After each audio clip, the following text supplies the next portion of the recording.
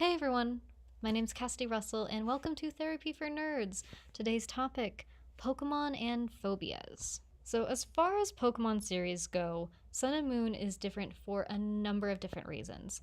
The most obvious one being the art style. I mean, come on. How do we go from XYZ with this smooth, sleek style to whatever this cartoony mess is? But I'm not an animation critique channel. I'm a licensed therapist, and what I'm more interested in is the relationships. After 20 years of running wild, Ash is finally in school. This is interesting for a few different points. One of which being we actually get to see a consistent cast of characters. Normally, Ash only has two, at most three companions, human companions, throughout the course of a series. And then we have some characters that come and go or only get one episode's worth. Whereas for this one, we have an entire class. It's interesting to see what a Pokemon school is.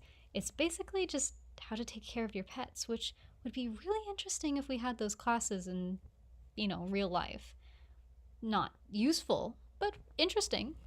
Of course, the challenge of going to a school where the focus is on Pokemon or your pets is if you have a phobia of touching them, that's pretty much a living hell. This is the life of one of the main characters, Lily.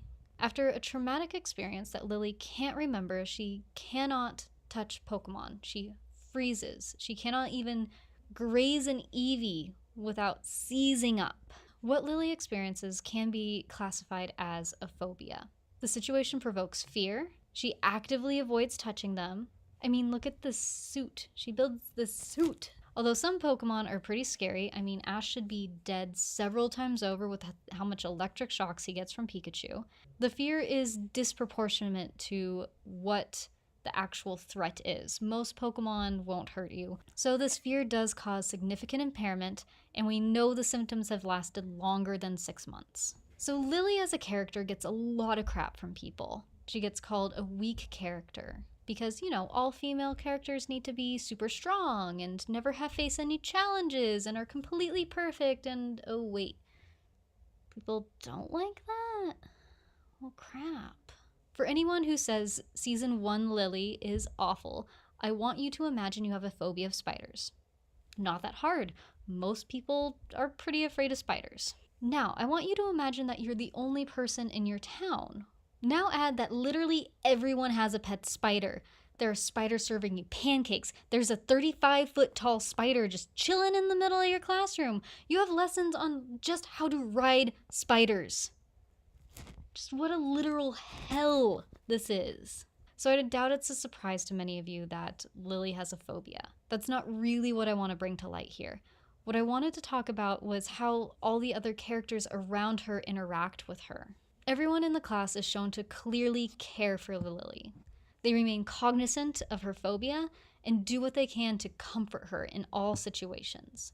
Everyone sympathizes with her and says that it's a shame that she can't, but no one calls her weird, no one goes out of their way to make her feel bad about it, and no one tells her to just get over it. Even when she puts on this giant suit, no one makes fun of her for it. They just roll with it. No one tries to just push her to get over her fears.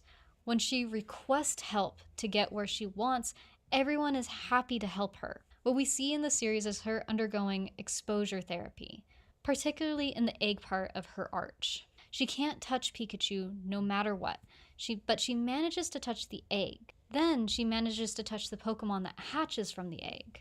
And she has a great taste in Pokemon, Vulpix, let's be real, that's the best one. One of my favorite moments of the show is episode 32, when the class is competing to see who can find the most valuable item using their ride Pokemon.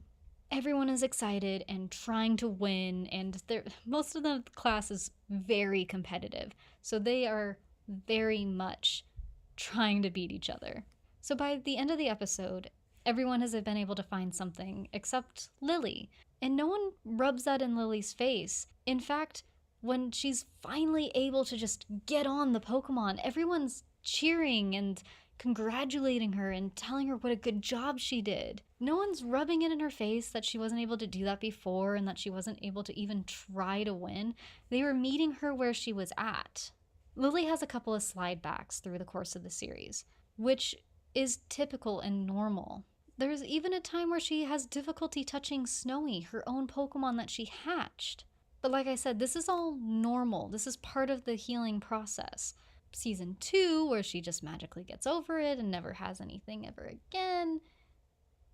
Very unrealistic. But putting that aside, what I loved about this was that it was a show that was showing kids how to help their friend with a mental illness. How people with a mental illness just need what every other person needs: compassion, love, patience, kindness, and understanding. I'm so glad a kids show decided to showcase all of these points, and I really hope that kids today can take away from this. So let me know down below, what are some shows that you love for showing people that treat other people like, human beings, and just some common human decency. If you like this video and want to see more videos on combining nerdy topics and psychology, please subscribe, like, comment, all that other YouTuber stuff. See ya!